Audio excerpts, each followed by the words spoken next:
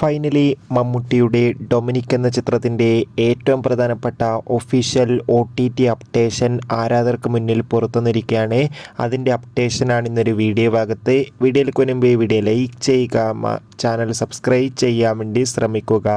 മമ്മൂട്ടി, ഗോകുൽ സുരേഷ് എന്നൊക്കെ പ്രധാന കഥാപാത്രങ്ങളായ ചിത്രമായിരുന്നു Dominic and the ladies purse. ചിത്രത്തിന് അത്യാവശ്യം ഒരു ആവറേജ് അഭിപ്രായം തന്നെ സ്വന്തമാക്കാൻ വേണ്ടി സാധിച്ചിട്ടുണ്ടായിരുന്നു. അതുകൊണ്ട് തന്നെ എല്ലാ സിനിമാ പ്രേമികളും ഒരേപോലെ Dominic and the ladies purse എന്ന ചിത്രത്തിൻ്റെ OTT റിലീസിനായി കാത്തിരിക്കുകയായിരുന്നു.